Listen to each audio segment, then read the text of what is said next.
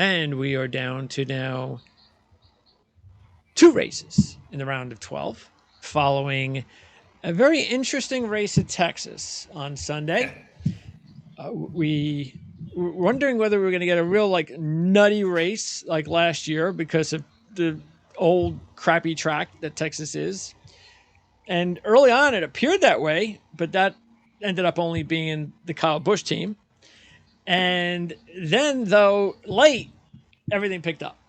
And we were able to get some action. And it happens sometimes in races. It's not just Texas, but we see it sometimes, as you know, Eric, where you get these kind of boring races. And then one caution late in the race just changes everything.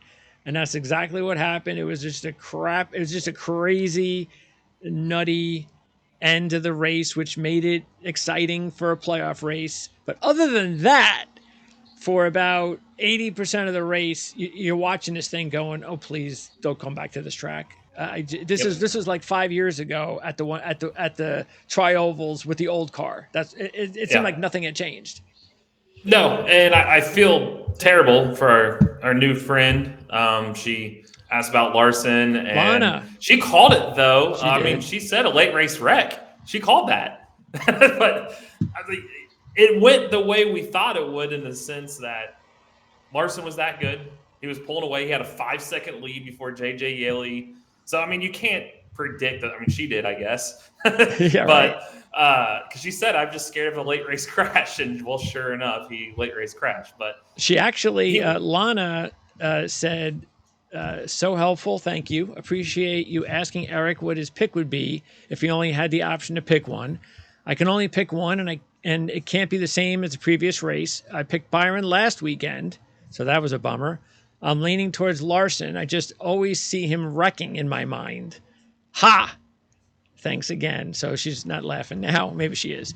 RFK surprised me in qualifying yesterday, but who knows? Wallace and Gibbs were fast, but I don't think they could pull it out in the end. I feel Busch has a good chance. I picked Larson for the win. Happy race day. And you know what? I think Busch would have had a really good day if something did not go wrong with that car, because he was consistent on Saturday, and he looked like he was one of the more consistent cars coming in. We felt he had a shot, and then out of nowhere. And it's hard to give the track position at that track, the way it runs, up. And I see why he stayed out. If he would have hit there, and it would have been, he would have fallen outside the top 30 naturally, maybe even a lap down. And his race almost would have been over. So you have to stay out. You have to try to just hold on. There was not that many laps left at that stage, and that's what he was trying to do. And come to find out, there was something wrong with that tire, naturally, because it sent him around. Because Kyle's got good car control, and the fact that it sent around out of nowhere tells you something was wrong. He probably, Monday morning quarterback, yeah, sure, he should have pit. Yeah. But you don't in that situation, but it also is a byproduct of that track, because if you could pass, if you could use a second lane, he probably would have pit knowing that, hey, we'll make up ground later. But because of the byproduct of what we saw, they had to stay out, and it cost them. But the rest of the day, it was a one-group track. You can't get in that traction compound like we talked about for the IndyCar race the last few years there. It ruined that track. It is like running on ice. And some people might ask, well, why'd they put it back down? They didn't. That's just stained. They ruined it. By putting it down so much, by not even putting it down the last 2 years, it still makes it that way. So that track is ruined. And now they've already lost. They went from 2 Cup dates in an IndyCar race down to an all-star race, a Cup date, an IndyCar race, now down to 1 race. Yeah. IndyCar is not going back next year because the dates didn't work out. And I wrote about that this week, that with the IndyCar schedule and with Texas not working out for them, that it kind of teased the NASCAR announcement. And the only reason NASCAR is holding off making a formal announcement is they're trying to get all the schedule out at once, rather than, we're going to go here this date or here this date, or we'll just do it all at once. So with IndyCar having an April 7th date next year, NASCAR, with the second straight year of temperatures over 100 degrees there, the crowd isn't very good. You're going against the Dallas Cowboys. They thought, let's get out of this date. Let's just get out of here. I know it's a playoff race, but this isn't working for us. If we're going to get out of it, let's move up to the spring. Well, the IndyCar race is there in the spring. And Texas can't do March because they send a lot of their staff down Dakota to help. Okay. So if they're going to COTA, which tells you they're going back to COTA, they can't do March because COTA's in March. So they have Okay. to do April. Well, the only dates really available in April are the 7th or 14th. So if IndyCar, you can't host IndyCar and NASCAR in back-to-back weekends there, and they weren't interested in doing a doubleheader. So therefore, NASCAR is going to be at Texas in the spring, or IndyCar would have just left it alone.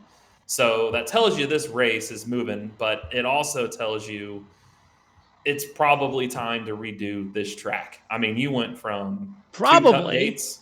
Yeah. I mean, And what's going on here? Seriously, why would they even consider? I mean, it's just the fact that they're even considering. Oh yeah, we'll be back again next year. Oh yeah, we plan on being back here for the next few years. the What? drivers teased, I think it was Kyle Busch over the weekend, teased about that he's heard that this track is going to become another Atlanta and when they redo it.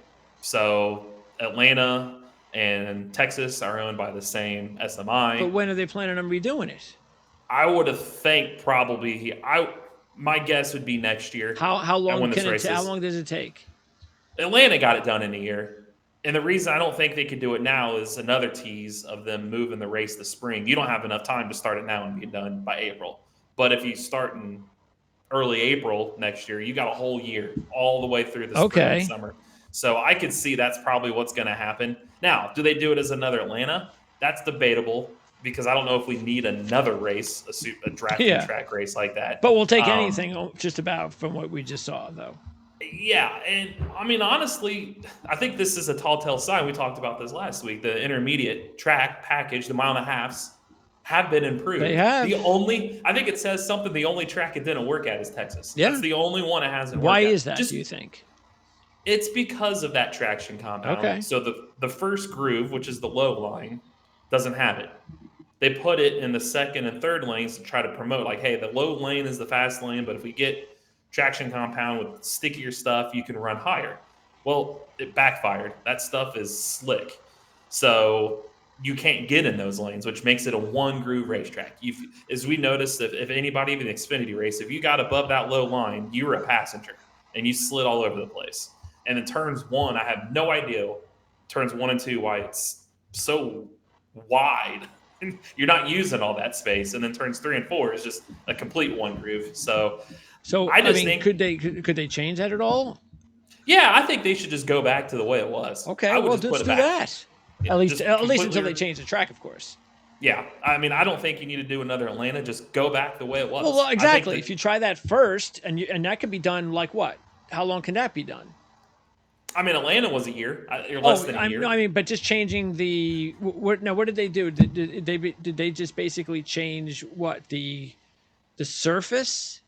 Surface that takes a year just to change the surface. Well, you're going to have to do the banking in turns 1 and 2. So all that's all. Even just doing that'll take a year.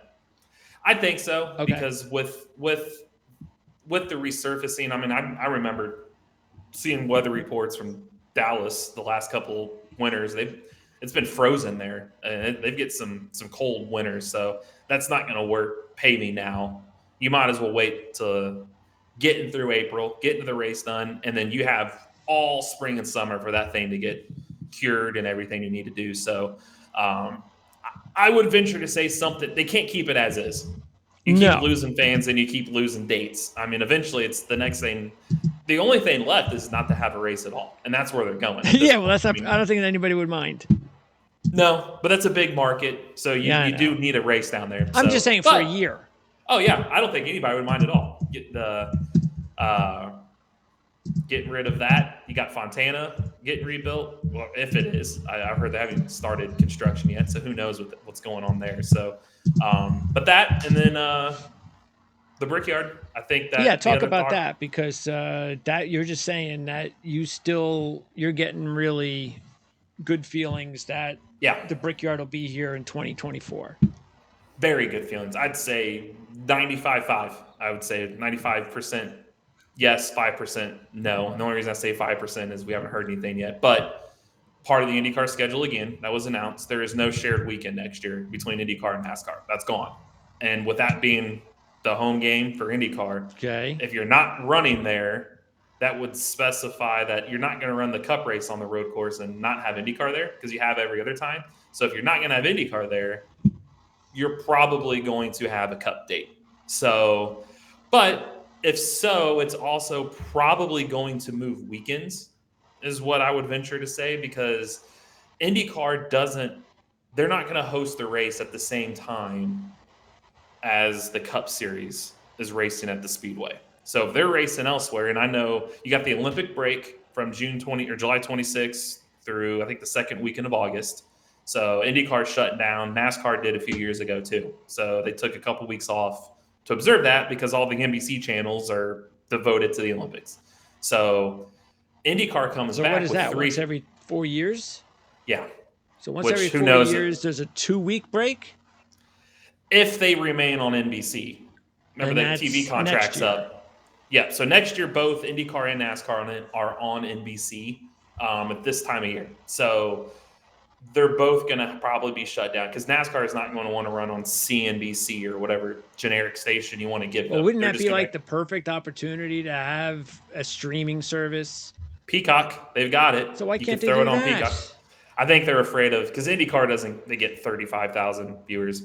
I think, but NASCAR, granted, they're still going to get their fans, but I don't think they're going to want their. Let's say they do use Peacock for those 2 weeks. They're not going to put the Brickyard on Peacock. No, They're going to want no. that on NBC. Yeah. So with IndyCar coming back, so August 18th range, whatever, 17th, 18th, I think that weekend is. They're going to be in Gateway. The weekend after that, Oh, they're going out. Gateway. There you go. Yeah, Put that on the IndyCar. Peacock. Yeah.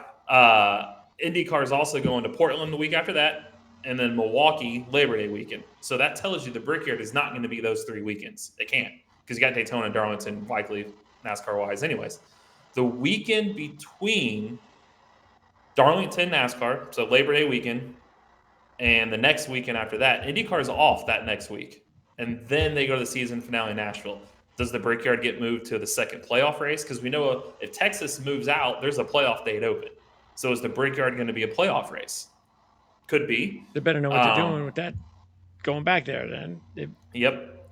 So But they could do that. If it's not in September, then it's going to have to be at some point in June is the problem is.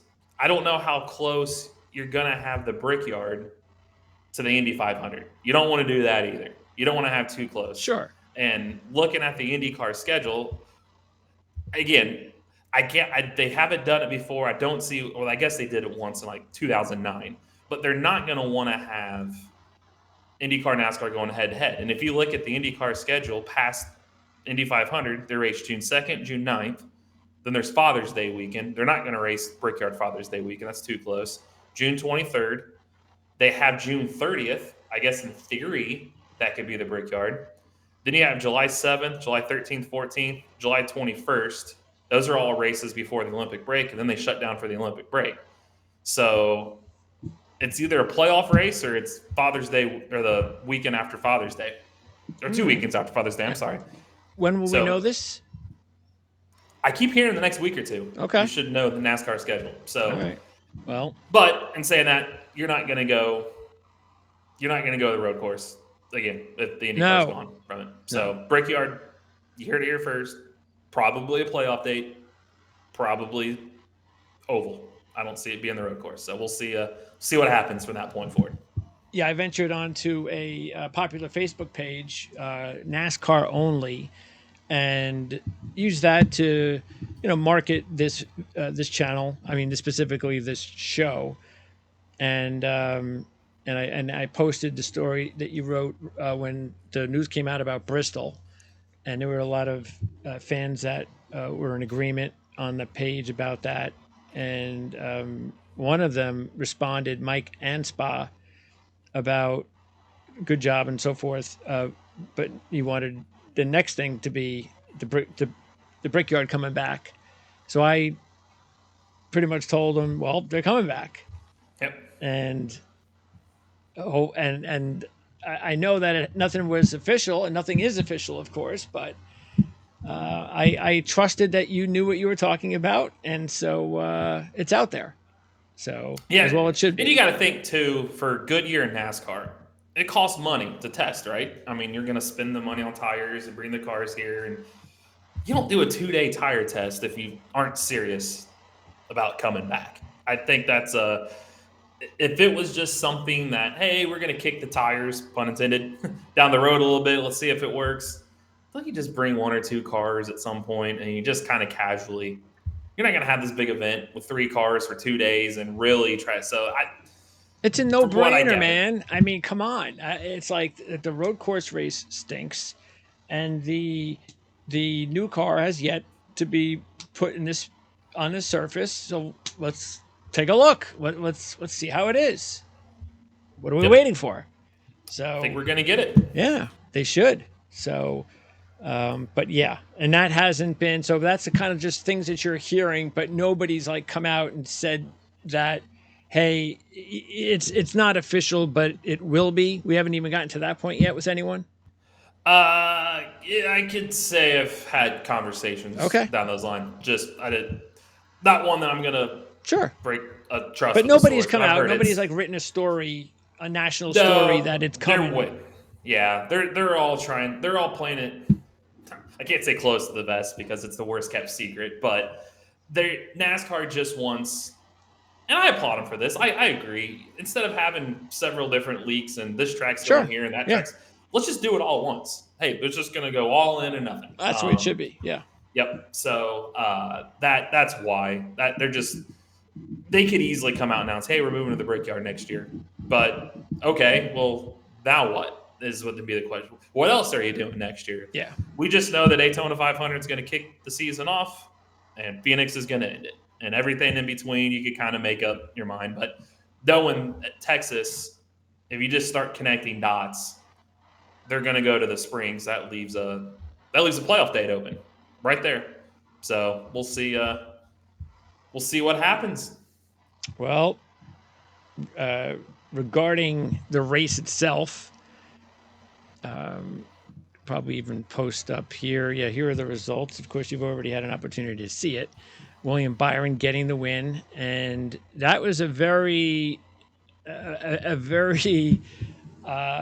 fortunate win for William Byron. Kind of a lot to go over here as far as the end of the race. So for about 100 laps or so, it appeared that, because I think there were like two to three pit stops when Larson was first and Jones was second, and they just kept coming back out first and second. Nobody was slipping up, and you kind of felt the only way on this crappy track, which we've talked about before, that if you're going to pass the leading best car, you have to do it on pit road because you're not going to get them on the restart. And so none of that was working. So then, instead of going right back and doing it again, Larson was the one that changed things up. And he like kind of pulled a fast one and decided, I'm staying out. Okay, so first of all, let's go there. Do you think that was a smart move by Larson? And then B, do you think it was a smart move by Jones, and I forget who else followed him, to stay where they were? Hamlin, to stay where they were. So how did you think about that specific situation? I think it was smart by Larson. The strategy, even getting the quotes from Buescher and Keselowski and Hamlin. I mean, they had to do something, right? The tires weren't falling. We weren't having tire issues. That was a good thing. Who had to do something? Hamlin and Buescher, Jones because and those guys. Jones, okay. yeah. Because if you just let it go status quo, I mean, granted, Wallace didn't have a race-winning car. He had a top 5 speed, but as you see it in the box, he led 111 laps, and Larson led 99 laps. I mean, they were the top 2. So if they're running up front, knowing that, hey, if I pit here, 2-4 tires, it's not really going to make a difference. Maybe it will. It hasn't all day, but we got to do something, because if we just stay out, we're just going to follow these guys to the finish. It's not going to work anyway. Okay, so you thought both teams did the smart thing. I did. I thought Larson was right. You're in the lead. You got track position. Tires don't mean anything. Why pit? Okay. Eric Jones was told, follow whatever Larson does. So he caught him out. Larson went down acted like he was going down pit road, and last minute came up, but Jones was committed. So that's the only reason Jones pitted. He was just told to do what Larson did, and Larson played the move right. Hey, I'm coming back out, but I pinned you down, so you have to come in. Hamlin, he had that right side damage. He knew speed-wise, I can't beat Larson head-to-head with the tires we got, so let's just pit. We've got enough playoff points to – we'll make up some ground, but we'll see what we can do. Buscher, Keselowski, same deal. They're Fords. If you look, Ford only led combined 2 laps all day. They didn't have the speed to beat Hamlin, Wallace, or Larson, or even Jones for that matter. We might as well pit too and see if we can make something out of nothing. So I agree with that call of both sides. Okay. Hamlin made it back up to 5th, but Keselowski was 7th, I think, and he got back to 7th. And Jones got involved in the accident. Yeah, and Buscher only got to – he was 4th, and he got to 14th. So he lost 10 spots. Yeah, nothing there either. Yeah, so – but I can see it both sides. I mean, if Kyle Larson doesn't push the issue trying to get by Bubba when those two were battling and he lost, the side force kind of took him around, he was still going to win that race. Yeah, so why – I don't think – why did – okay, so now we get to that point. So when you're the best car – why did he feel like he needed? I mean, that wasn't smart, was it? No, I don't know why he was fighting. And Bubba had every right to fight, obviously. I had no problem. Nobody had a problem with that. No, and he's on the outside. And Larson, I just thought he was thinking, hey, I could pin him too in that slippery stuff, and maybe he'll lose it and bobble, and I'll pull away. But do you think Wallace is in his head?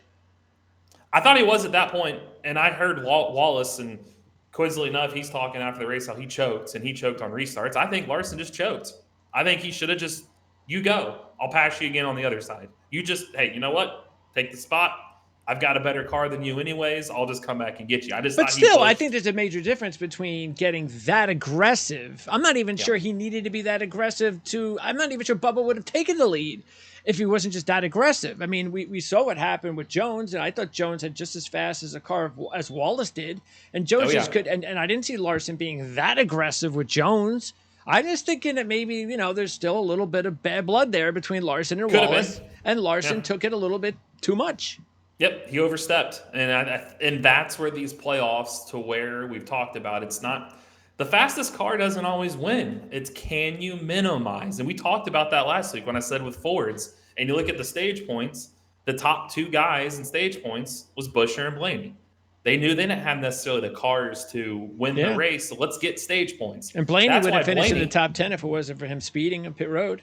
Yeah, but even if you look, he's only 7 points down right now. Yeah, that's because he got those stage points. Yeah. That's where you can't beat yourself, and Larson beat himself. Worst case scenario, let's say he doesn't win. Yeah, let's finish the second. Yeah, he's still 30 plus points to the good. Yeah, he's 2 right now. He's in trouble. I really think him and Truex. He's in that Truex range that we talked about. That we'll continue to talk about here in a little bit. Yep. Okay, so after the mess, who did you think? Now you have Briscoe and Wallace. It's only 6 laps to go, something like that? Yeah, 7 on that final restart. Yep. So Byron was sitting there second on the inside. Who was on the outside? Was it Bell? Maybe it might have been. Okay. Suarez. It might have been Suarez, too. I know Suarez was up there banging around for a little bit, too. Might have been him. Okay. So, who did you think was going to win? Byron. I knew at that point. They handed it to him. Because we talked last week. He got a Hendrick car. He's got speed. Give him track position. Off he was going to go. I knew Wallace, you could tell as the race was going on, he just didn't have the winning car. I mean, he was 4th or 5th before that caution came out to put him. He didn't pit to put it back to 2nd, but he didn't have necessarily race-winning speed. And you put Byron on the front row restarting wise, or 2nd row right there. Briscoe, I knew he's a Ford.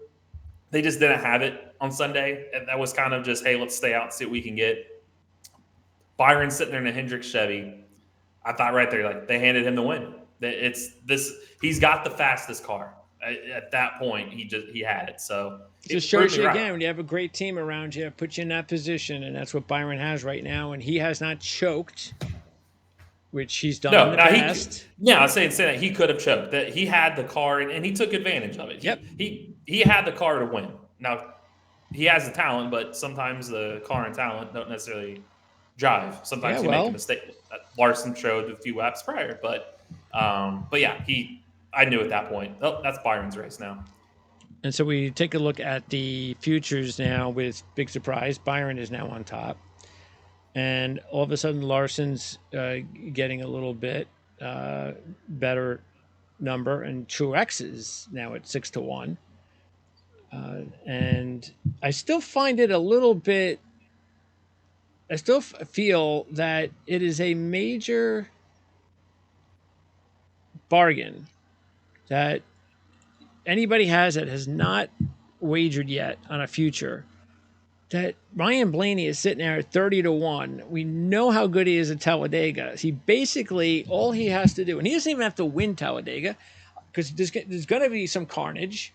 So, and normally, I mean, he'd have to have really bad luck because you know how good Ryan Blaney is on these super speedways. Not only does he win them, but he doesn't get in a lot of trouble. You know, Nope. he has had issues. They all have issues. But for the most part, he stayed away from issues. So he's been a little lucky in that department. I believe they had issues earlier this year, but still, if he doesn't, even if he doesn't have an issue, I think he'll be probably back on the good side. But if he does win, He's and in. he's one Yeah. of the top favorites, you're getting 30-1 right now, and he's on to the round of 8. Yeah, because I like I said, I think Larson and Truex are in trouble. So I at this rate, I don't think both of them get by to the round of 8. So you're losing one of them. Um, then once you get to the round of 8, all bets are off. Blaney's really good at Martinsville. No, he hadn't won, but he's good there. Homestead, he can get around there, and you also got Vegas, he's pretty good there too. So all he's got to do is get by. Remember last year, Vegas, he spun while running the top 5, and Homestead, he mistakenly downshifted instead of upshifted, coming off pit road and spun on his own, or he was going to be in the final 4. And oh, by the way, I keep saying this, he finished second in the final 4 last year, the car that should have won. Yeah. He let his teammate win. Yeah. So and he's 30-1. Yeah. He's the best bargain sitting there right now. And he's my top play this week. I know we'll go over that here in a little bit, but this is his track. And he's only 7. He escaped Texas. Like I talked about, he just had to get by. He just had to he knew he wasn't going to probably have a car to win, but he just had to just get by. And you look at, like I said, stage points, 11 of them, second most among playoff drivers. That's why that finish, again, was indicative of how he had a top 10 car. It was just pit road there killed him. Yep. But he still finished where he was, and it's still only 7 points out. So he's right there. He's right. We'll see what he could do with stage points this week, but I mean, he's not in a bad position right now at all. No, not at all. And we're going to get into this week's race. And before we do that, you had a good week fantasy wise because, and you did not win. Here's the interesting thing: CJ won the race because he has William Byron, Yep. and he finished 3rd. I'm not sure that's happened this year. No. 2nd, yes. But I don't think anybody 3rd. has won the race and finished 3rd out of 3. So. And you had the 2nd place finisher. My best finisher was 3rd, but my guys kind of hogged the spot. 5th, 3rd, 6th, 4th. and 7th. Yeah, and then 12th. Like they're all right there. Yeah. And then what hurt him is he had 29, 33rd, 34th, 36th. He had a lot of guys. Well, that's what's been killing him all year. Has been that bottom part of his team. That's why I built my lineup. I kept saying, I'm not going to make many changes because they're doing what I needed them to do. Just top 10s, top 15s for the bottom, sneak in the top 20, and off we go. And that all of them. 27th was my worst. That was Cindric, and then 21st was my my next worst. So he's right there on the fringe of the top 20, and everybody else is top 20. So that's what I built it for. Yeah. Here's the article. Check it out. We'll have a link, of course, for it here on the show in the description area. So this says it all. And by the way, Ross Chastain finishing second. It's like, where the hell did he come from? Yeah. I mean, With he didn't the even have a top 10 car. No, and he had that gear or the throttle sensor broke, so he was that's why Wow. he kept losing those spots on pit road. But again, staying out, he stayed out. He didn't pit naturally with a throttle sensor. You're not going to pit when those others did. Took the track position and off he went. So Yeah, he still has, CJ still has William Byron leading the point standings. But the reason why is, again, he just has not had anything once you get through the top three. And then Chase Elliott was a big disaster. yeah, Because he might be in first place right now if Chase Elliott had a regular Chase Elliott year. So yeah, because you'd have a couple up there. he'd have Yeah, four legitimate yep, top drivers. yep. Okay. So now let's move on to this week, and we can now talk about not only Daytona but of course Atlanta as well, as far as the most similar tracks to Talladega, and we can go back now to also where I can legitimately ask you, how many drivers do you think we correctly predicted together? Because you have 7, right? Yeah, I didn't do many. Usually, Talladega, Daytona, I've got a chapter full of drivers. I feel like, but that strategy worked last week. I'm going back with it. Yeah, we all had Byron, and you were able to make up some ground. But you've still got to. And if you hit one this week, you're back into it, based on Yep. how much money that you have dedicated to the drivers in this race. So, out of the 7, how many do you think CJ and I both I'm gonna predicted? say 5. 4. 4. Okay, close. 4. Keselowski, Correct. Blaney, Correct. Hamlin. Correct. It's 3. One So more. one more. Oh boy. You haven't been 100% in a while. No, I haven't. I'm trying to think of it. It's gotta be Briscoe. No. I was the only one that didn't do Briscoe. I Usually did my. CJ is the one that doesn't have the I same was to say pick. usually he. I almost had it. He was on my original list, and I needed to clear some room, and I didn't. And he was one of them. One of the last ones. Who was my other? I'm trying to think of who else I had that And the was in funny that thing little. too is that one of the other drivers, CJ also had it, and I did not. That should maybe give you another hint of who. So it leaves down to, is it Elliott? That's the hint, but in the wrong way, because I told you before I'm not taking him. So Yeah, that should have well, been an indication that it was. So I was like, well, did you end up taking him? no, I No. So then didn't. it's got to be, who's the one I'm missing? So I Kyle. did Brad. Kyle. Okay, that's Yeah. it. I was like, it's got to be, because my 2 long shots, he gave that hint. I was like, okay, it's not the other one. So it was down to, it was Elliott, and I was spacing who my other guy was. Kyle. That would make sense. Yep.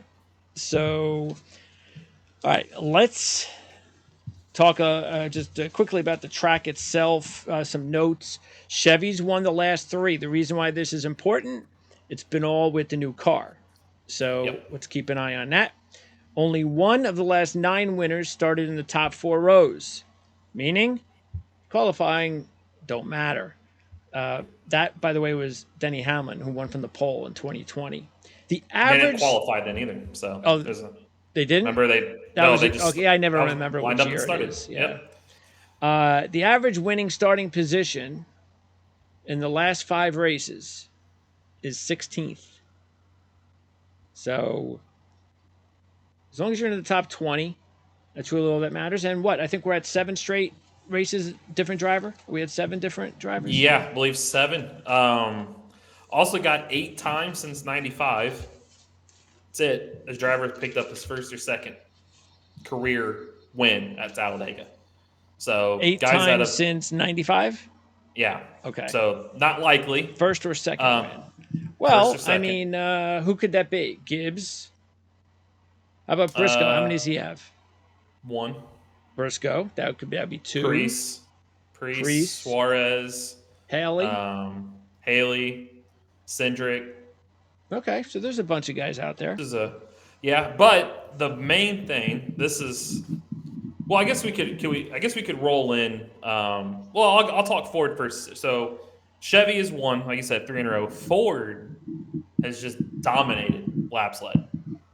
That's why this is a heavyweight title bout between these two. Toyota's Okay. won two of the last three fall races there, but that's the only. But they've only won three times at Talladega in the last 28. We know they don't win a lot at Daytona or Atlanta either. So you really look at Ford and Chevy. Ford led 122 of 212 laps the Daytona 500, 110 of 163 in the Coke Zero Sugar 400. So that's Daytona. 88 of 196 here in the spring. 221 of 260 in Atlanta 1, and 145 of 185 in Atlanta 2. And if you add that all up, they've led 67.3% of the laps on super speedways this year, 686 out of 1,018. But they're only 2 for 5 in wins this year. Chevy, on the other hand, they've only led 174 laps on these tracks this season, but have won 3 times. All So right. Ford's leading the lap, Chevy's taking the wins. Okay. That's why Toyota's a long shot. That's why Toyota's where they are. But the thing you've got to watch, though, 4 of the last 5 Talladega playoff winners were outside the top 8. So they're in the cut zone, 9th, 10th, 11th, 12th in points. And they for this entering this weekend, and they won. So, and that includes Bubba, who wasn't in the playoffs in 2021. Also, out of the 9 years we've been running this race in the playoffs, 8 of them were won by a playoff driver, Bubba being the one that's not. So, good chance a playoff driver is probably going to win. An even better chance he's probably sitting in the bottom 4 of the playoffs right now. And bottom 4 meaning that's in. Cough, cough, Ryan Blaney. Interesting. All stars are aligning his direction right now. So, and that's why he's your top pick. That's why he's my top pick. And in the opposite way we talked about for Daytona, remember I asked the reason that race you might see a driver that's already won a race that season is because these wild card guys aren't going to push another wild card guy to a win. They need a spot. That hence Keselowski and Buescher being 1-2 because they've already had wins and they were Keselowski didn't win at that point, but he was already clinched a spot. They were already in the playoffs. You could help those guys. This weekend, you could help a guy in theory not in the playoffs already because they're not going to hurt you if they win. But on the flip side, those guys are more than likely to help you because Joey Logano, Austin Cindric, as an example, they don't need them to win. They're going to try to push Blaney. So you got that drafting help. Stuart Haas, really good in Daytona. They had a lot of speed. But Fords, we've seen align more. Hey, we got to help each other. Well, knowing that this is their track, that if they're going to get multiple guys to the round of 8, they're all going to line up. I think the Stuart Haas cars are all fast. They're going to draft with the 2 Roush guys and Blaney. Hey, let's push them. They'll help us if we win. Let's all play manufacturer together. So there's strength in numbers. That's why I think you're probably going to see a playoff guy win again because their teammates are going to – you don't have that awkwardness of who do we push. Their teammates are going to push them. Just like last week, we talked about, well, do you think Logano just kind of punts this race and focuses next year? No. Clearly, that's what they did. I mean, he was nowhere to be found all day. So this race again, I think you're going to see Logano and Cindric and the Stuart Haas guys. Makes sense. Let's go out. Let's go out and help these 3. Yeah. So that's why I think you're going to see maybe a little bit of an opposite type feel. But stage points are going to be a thing, and it's close. And who's going to risk them? And I looked because I got it, the book here. And interestingly enough, Ryan Blaney didn't take stage points in either race at Daytona. Didn't take stage points here in the spring either. So their strategies may not be to stage points, but they're only 7 points behind. Stage points get you to the good side. So I'm curious if their strategy changes, but he's just been so good here. I don't think so because let's remember, this is why we said it doesn't matter. I think it really trying to be cautious at one of these tracks is forget it because look, and I know you might think it's leading right into the hands of people who say you should avoid being up front. But Blaney was in first place. What was it? The Daytona race, I believe, the last one, when somebody. Pushed him up into the wall. It's Yep. like, so that's not what you're really expecting. Usually, you're in first, you're okay.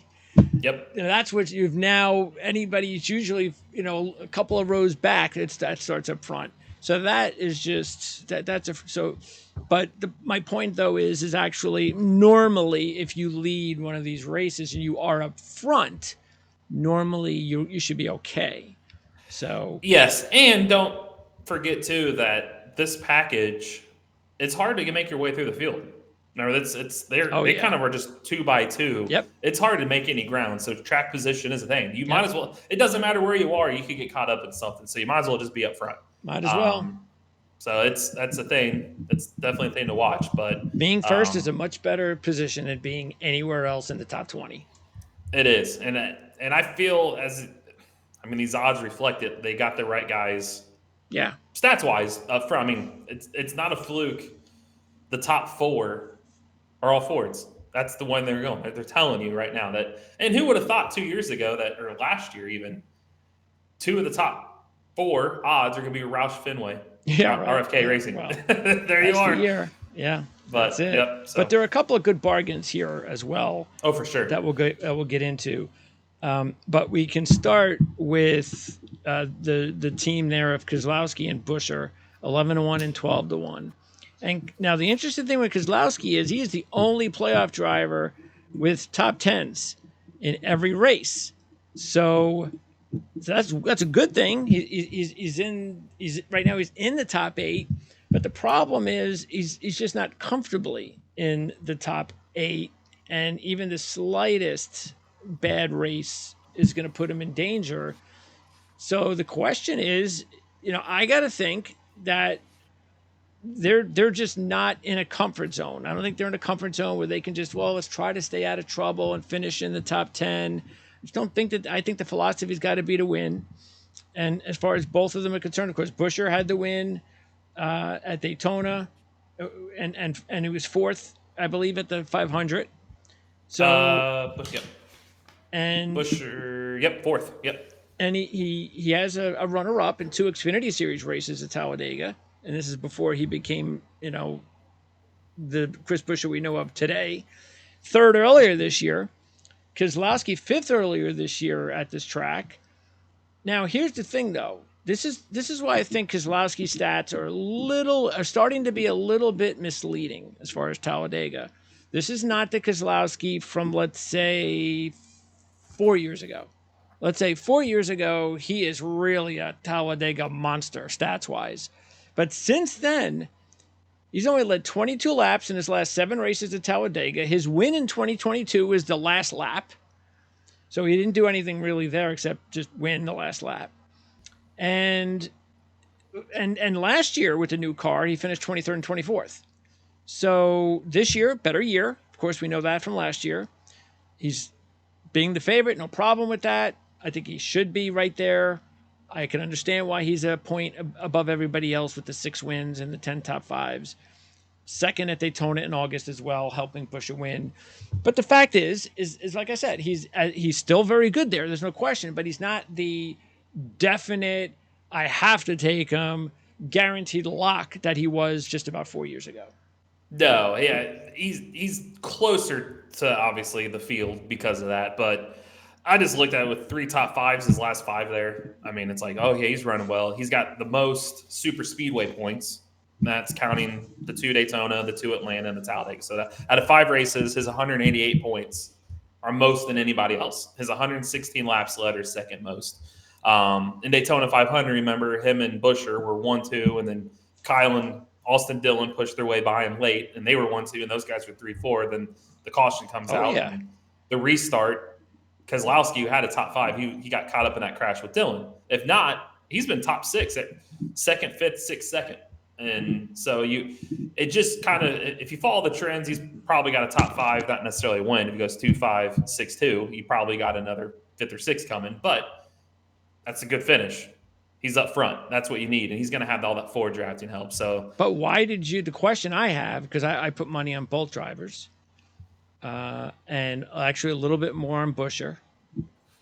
Why did you decide to go no Busher?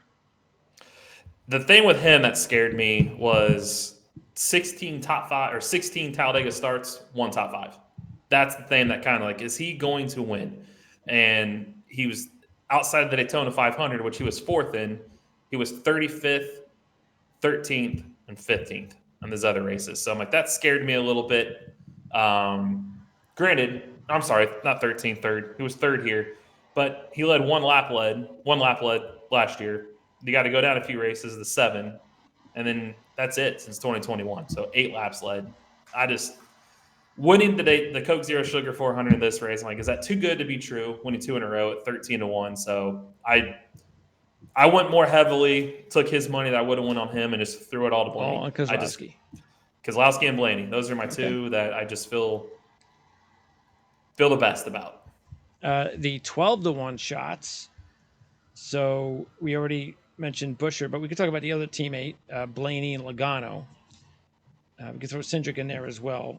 Not that nobody picked Cindric this week. So, as a matter of fact, CJ was the only one that took Logano. And I was thinking of taking Logano from my first go around, but I would have to invest a lot more, say, on Logano than Briscoe, let's say, if he's also one of the last guys. And I didn't like the fact that Logano's average finish in the last 8 races at Talladega is 23rd. Yeah. And in the new car, 30th, 27th, and 32nd.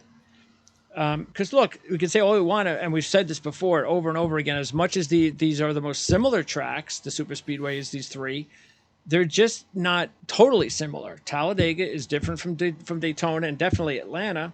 And I think that's important to note because Logano's 2nd and 5th at Daytona this year, and he won Atlanta and finished 4th at Atlanta. So he's very good there. But there's something about Talladega that hasn't really worked out for him so far, whether it's just luck, whatever it is. And then you throw in what you said, definitely, is that if he's there with Blaney, we know who is getting pushed. And Blaney, he's just a no-brainer in these situations. We still think he's either tied for or the best super speedway driver as of today. There's nobody better, let's just put it that way. He was 2nd this year, 2nd last year, and 11th. He led a minimum of 23 laps in all 3 races with the new car here.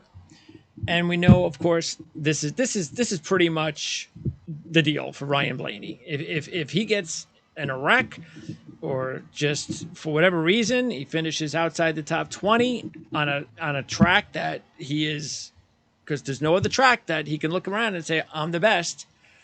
If he doesn't take advantage of that, he's not going to probably move on. Yeah, this is the one you hear you stick in ball sports. I had that one circled. That's for Blaney. This is 4 top 2 finishes his last 8 there. 2 wins. Super speedways this season. 8th, 7th, 2nd, 9th, 36. We talked about why he was 36. He was running up front and got punted.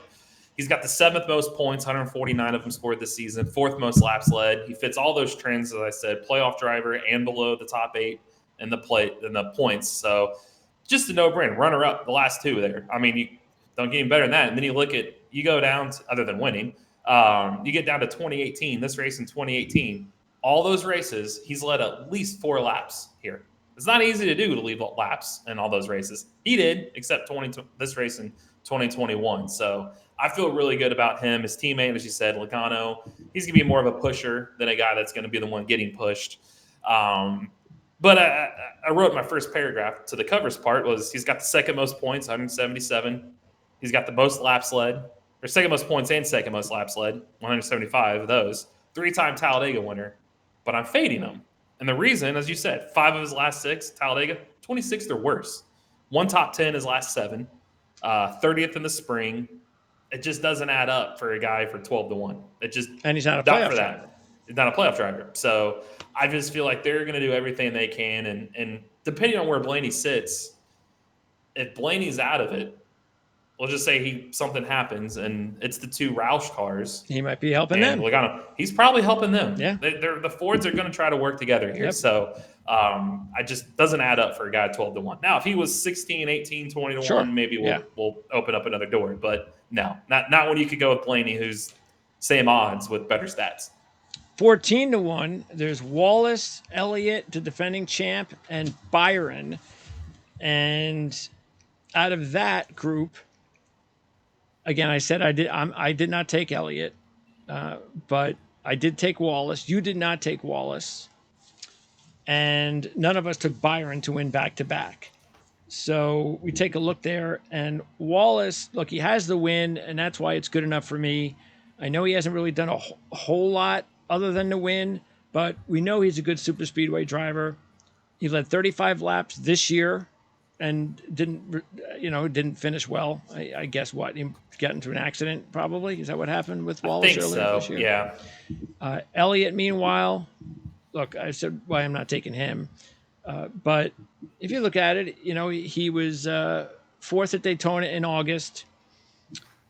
And that's solid, all things considered. He is the defending champ. I said that. But he's only led 31 laps in his last 5 races here. Byron asking him to win back-to-back races when he doesn't need it.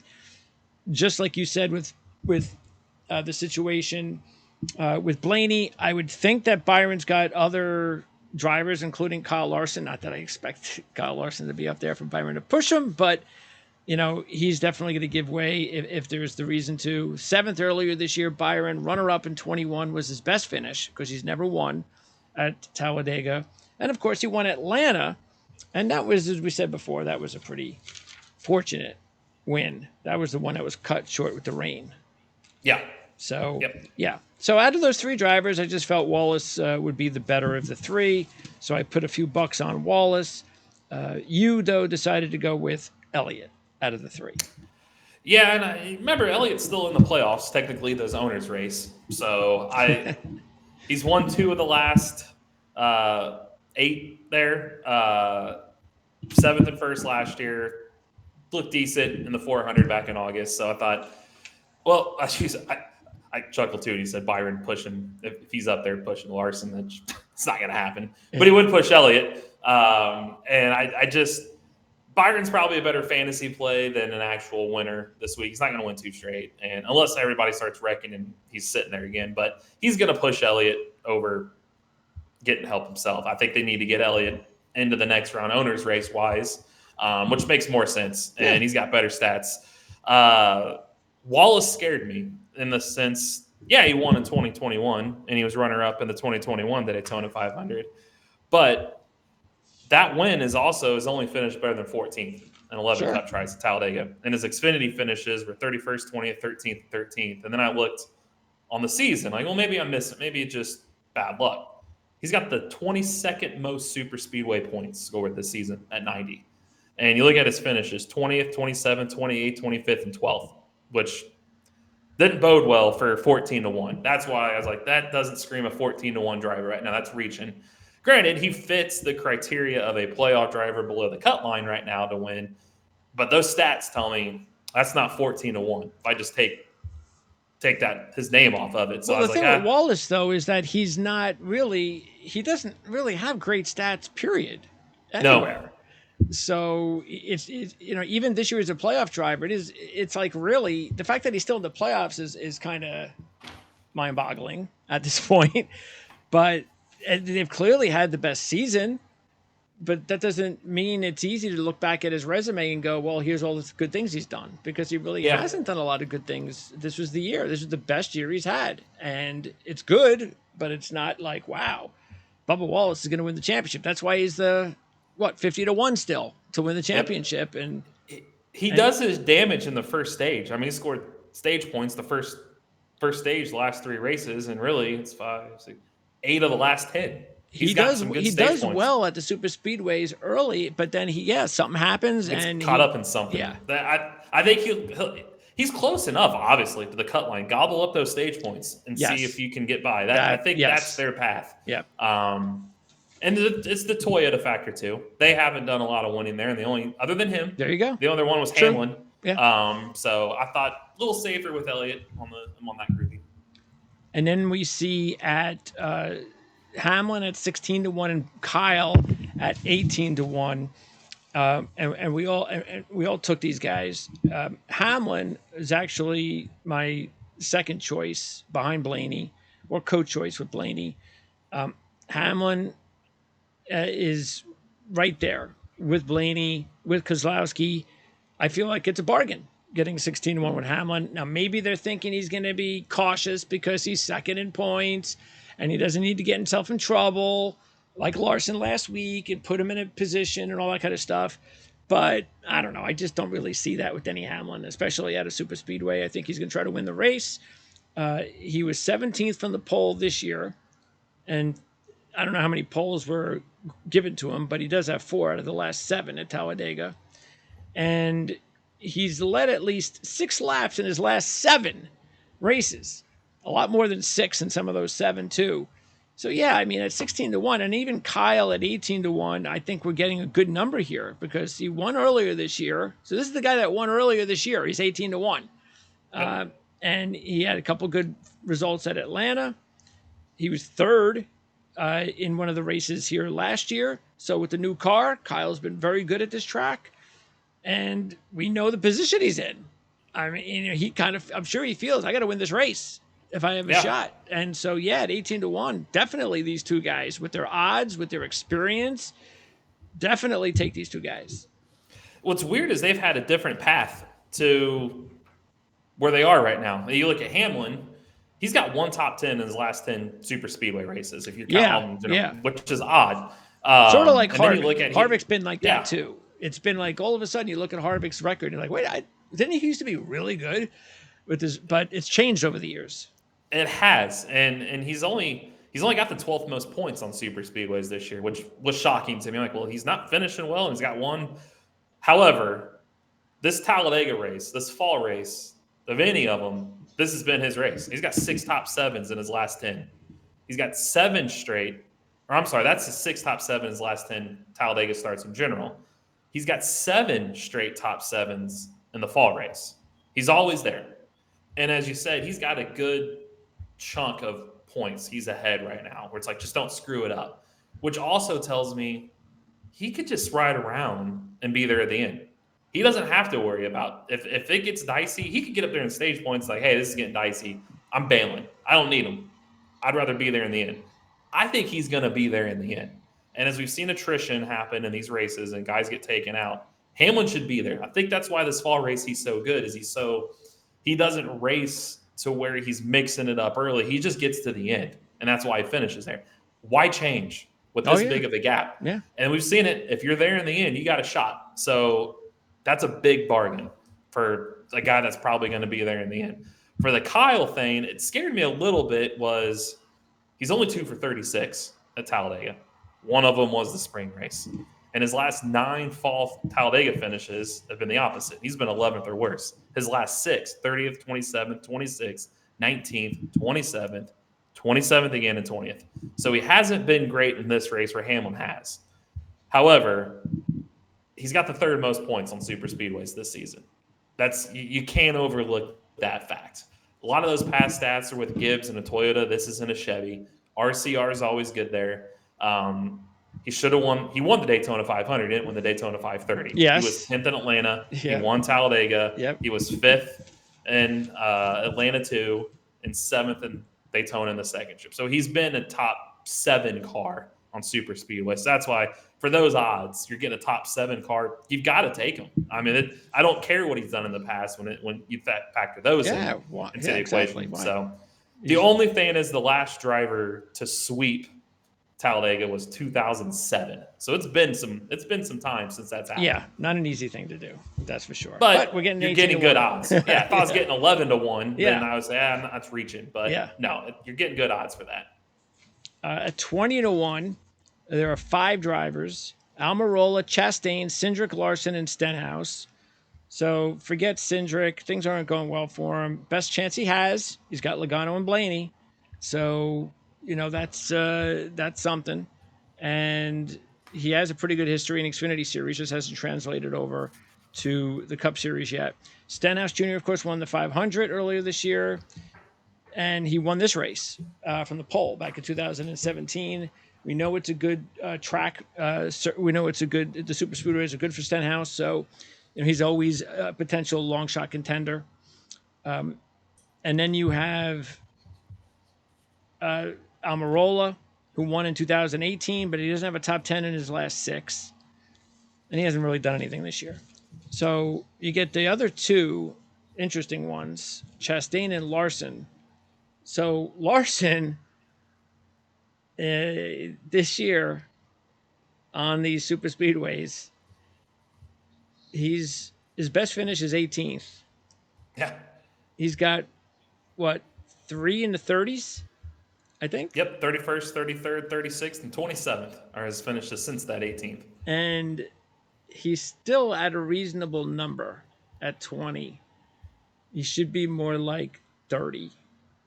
Or, yeah, probably 30-ish. So, yeah, there's just no reason, especially when you're the type of driver that is a favorite on most weeks, why would you invest money on him in this race just because of the odds? Because that's all you would be doing, is hoping for madness, carnage, and chaos. 10 drivers are left, and he's one of them. That's your shot. That's how you get a chance, but that's asking an awful lot. At 20-1, it's not worth it. No, and because you look at, if there's 10 drivers left, he's probably one of the 30 that are in the garage. He's always been. Probably. I mean, he got 40 career starts between Daytona and Talladega. 40.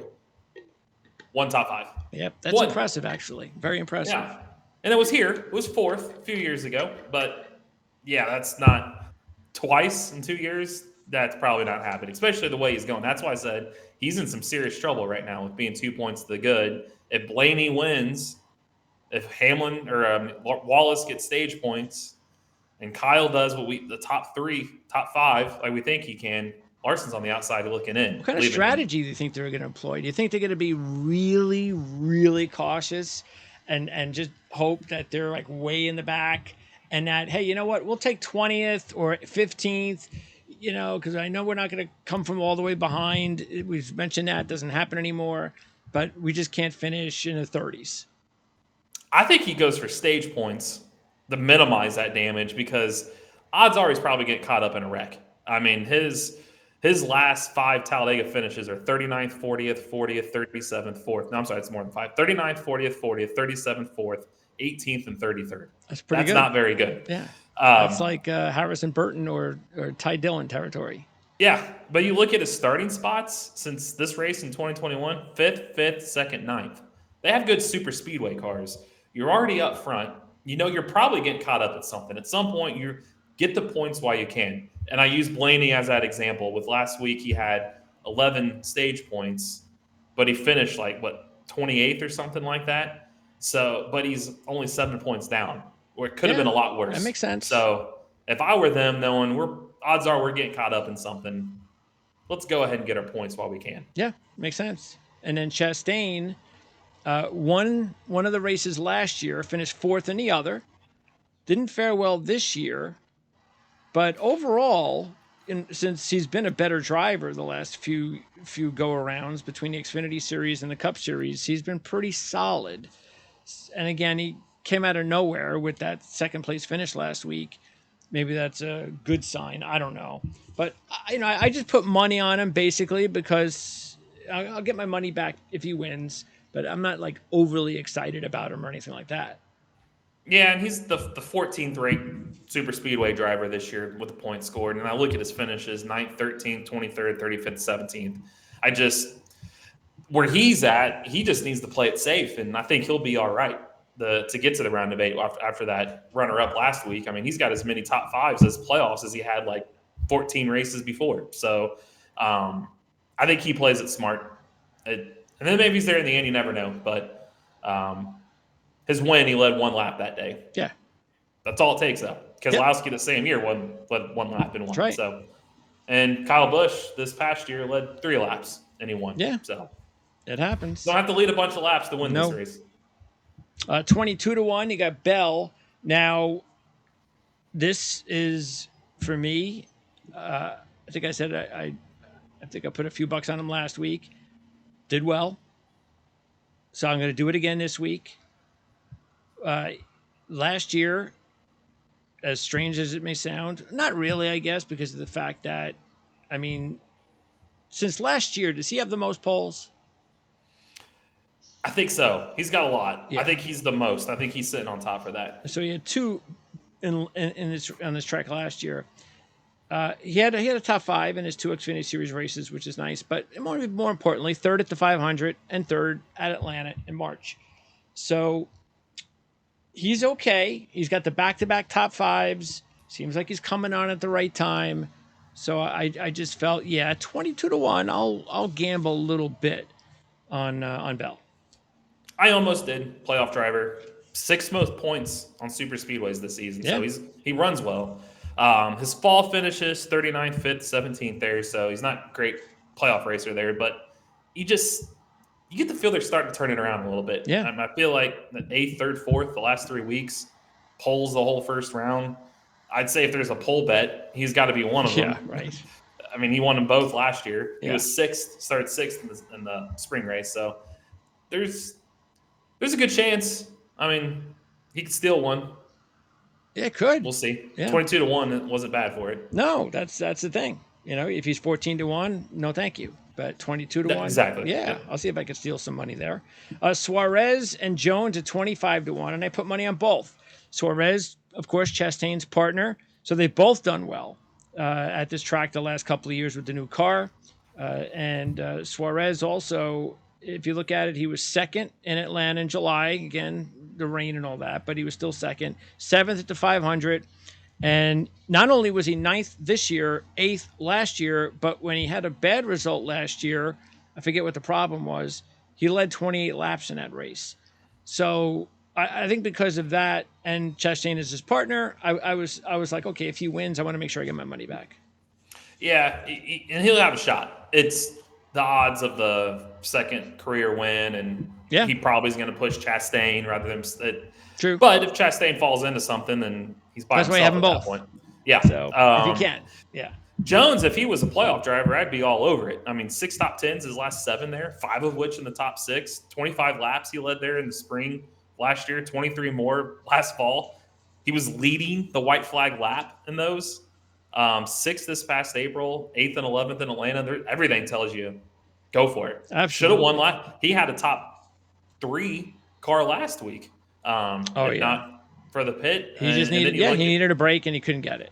Yep, he's starting to come around. So that's to me a big steal where he's sitting at. If you want to go with maybe we won't be a playoff driver. He's probably the top non-playoff driver I would say that can win this thing. Yes, I out of the ones I put money on, he's definitely the top, and he's actually in his last 3 races at Talladega 6th, 6th, and 6th. So fantasy wise, hey, definitely go for it. 28-1. You got Bowman, Briscoe, AJ Dillon, Gibbs, McDowell, Harvick, and Reddick. So you got a bunch of 28-1s. Out of those 28-1s, I put money on just one. And I was going to do 2, but like I said, I decided I just couldn't. That was Briscoe. You put money on Briscoe, so that's good. So we got Briscoe covered. And the reasoning here, so Briscoe has 4 top 15s and 5 cup races at Talladega with a 4th this year. And as far as Reddick goes, I really am surprised he's 28-1. Now you might say, well, it's why all these other Toyotas are getting good odds, because it's Toyota. All right, well then fine. Then I'll take it's Talladega, man. Anything can happen. So I'm putting money on Reddick at 28-1. He has an Xfinity Series win. He did that in 2019. It was his last Xfinity Series race at Talladega. And I know he doesn't have a great record so far, but he does have a couple top 10s over his career. And he was 5th at Atlanta. So I know I'm not trying to back him with all this great stats. But as I always said with these long shots, you always have to find something good. 1 or 2 things that if he wins, you go, okay, you see, there was something there. And that's what I see with Reddick. I'm seeing 28-1 on a driver that still, I know things didn't work out for him last week, but it was just a couple weeks ago. He was like the hottest driver. Yeah, he over. won. So all of a sudden, I'm going to just disappear on a 28-1 driver who's won an Xfinity Series race here. That's why I did it. And he won the second playoff race of the round of 16. Why not He the second did. round of 12? He fits the bill of he's below the top 8 in He points. does. He's sitting right there. He's going to get some drafting help. So, yeah, I mean, it doesn't hurt. He will. Briscoe, I went with, as you said, his stats. He dominated Daytona this few weeks or a month ago now. Was on the pole, had a good car. I do think he'll be more of a helper rather than getting helped. But again, if the Stewart-Haas guys all line up and they don't want to help and they just want to help each other, he's going to probably be one of the ones in the lead group. So I feel good about him to be there. So that's why 28-1 was a no-brainer that way. Harvick, he's got 2 top 5 finishes in his last 22 Talladega starts. Yeah, 19th most points on super speedways this season. So that's why he was an easy fade for me that way. Yeah. And then the other 28-1s, McDowell, not the worst idea because he was last year 3rd and 8th. He was 4th in Atlanta in July. Gibbs, the only reason he had a bad finish this year, he had that fuel issue. And otherwise, he was up there. Dillon is Kyle Busch's teammate. He's going to be pushing Kyle, but he has a good teammate. Bowman, 5th and 6th at Daytona this year. He was runner-up in this race at Talladega in 2019. Now, at 30-1 and higher, I have money on 3 drivers. You have money on 1. You have money on Preece. I have money on Haley, AJ, and yes, Martin Truex Jr. So you did it. I finally did it because now I'm at the spot where we've been begging these guys to be at, which is 30-1. So I'm like, all right, I'm getting 30-1. And look, this is also important because we haven't done this in a while, but we've said it. We've said, don't understand why Truex has never been able to translate the Xfinity Series drafting to the Cup. And here's what we were talking about. From 2004 to 2006, Martin Truex won 3 straight races at Talladega in the Xfinity Series. That's how good he was on these on these super speedways. He also has a win in Daytona and a very good record there in the Xfinity Series. Whatever reason, it never translated. So I always looked at that as, well, not that he's not a good drafting driver. You can't just luck your way into 4 Xfinity Series wins. It's just, for whatever reason, the Cup car, whatever, it's just not working for him. Now, he's gotten a little bit better. We said this, I think, a Super Speedway show or 2 ago. He was 27th in the last Talladega race this year, led 19 laps. So for all of that, I just said, look, I know chances are he's probably not going to do well. He's in much better position than Larson, though. Well, not much, but he is in better position than Larson. And I could easily, so like you said, I can not only see one of these guys go out, but let's say they both crash out. Maybe both of them are in bad shape. But I just figured at 30-1. See, I feel better with Truex than I do with Larson. Oh, yeah. Larson's odds, there's no reason. 20-1, there's no reason. He should be same odds as Truex. I mean, yes, they should be both 30-1. So that's like why you said, Truex he's got 104 starts between Daytona, Talladega, and the 4 at Atlanta. So he's got way more starts. I mean, Larson had 40. He's got 104. So he's got experience.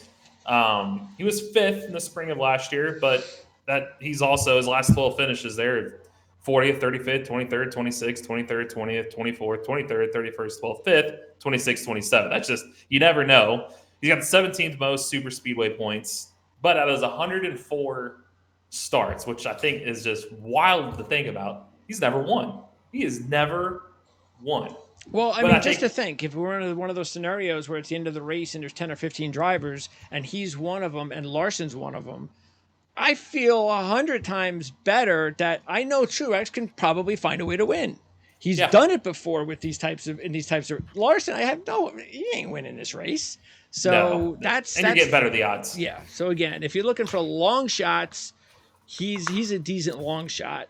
The other guy I did, AJ. Look, we talked about it before recently. He was really good in the Xfinity Series last year in these races.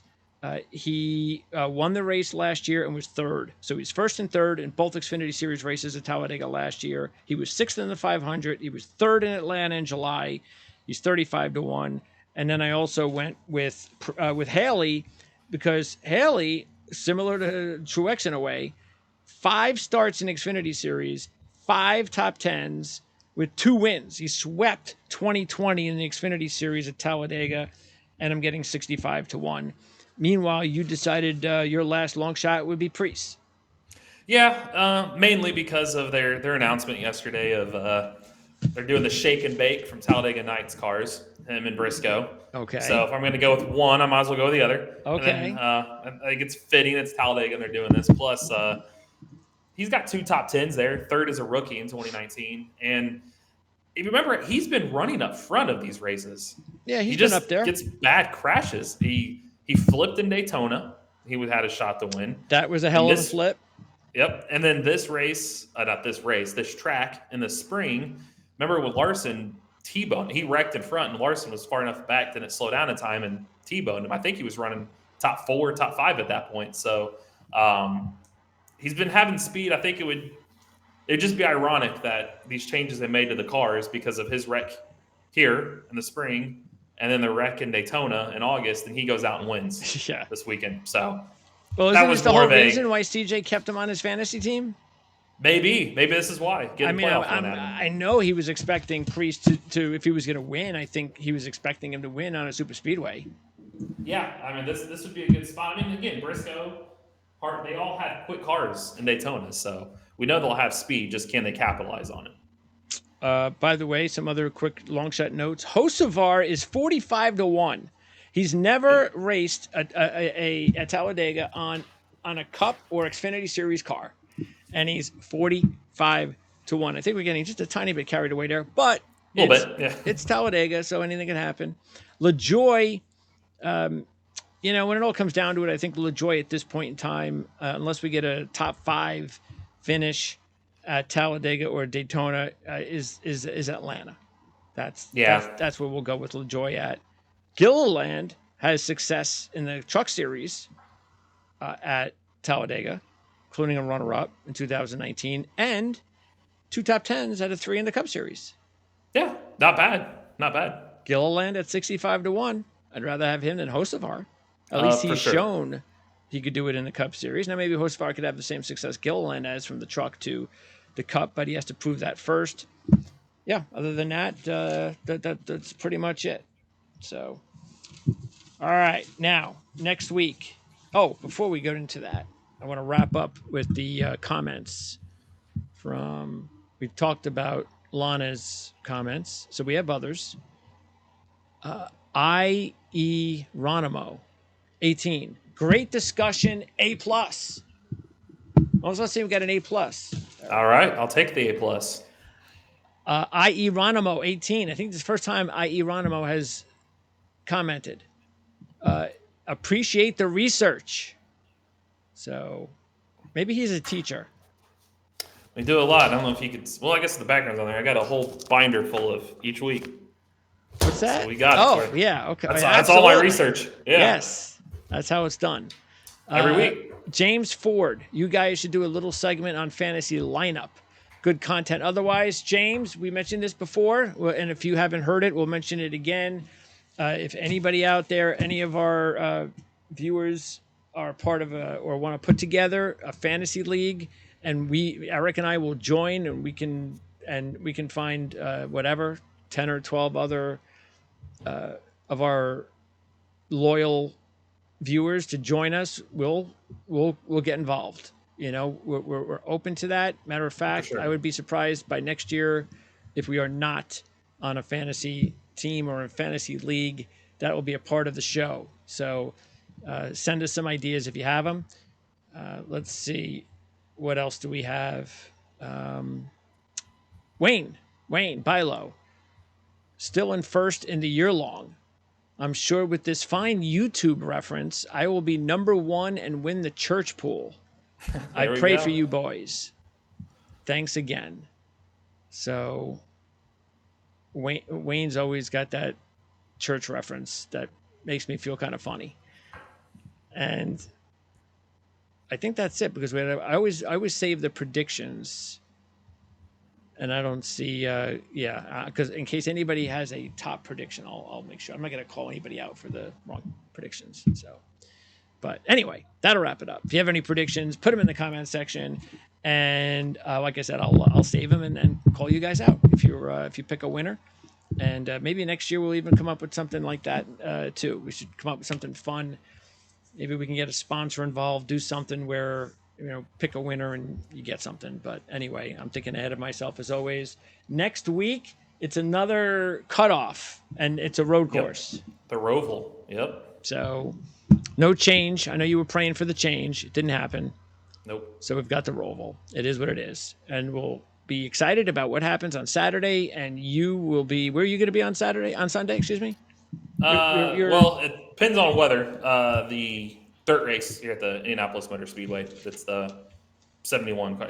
They usually have like some of the big name Cup guys in it, but since it's not on the same Brickyard week, they're not running it this year. But it's a big USAC midget event here in Indianapolis. Okay, and who's in it? Anybody? It's nobody NASCAR relevant because they're not running it this year. But usually like Larson and Bell and Stenhouse and Briscoe and Allgaier, they're all running it. But this year they're not on the list. Well, Eric is definitely going to be posting updated videos on the channel. From time to time this weekend. Yep. So if he has anything to share, he will post it, and you can check out what Eric is taking a look at whenever he's on location somewhere. So Eric, appreciate your time as always, and we'll do it again next week. Yep, sounds good.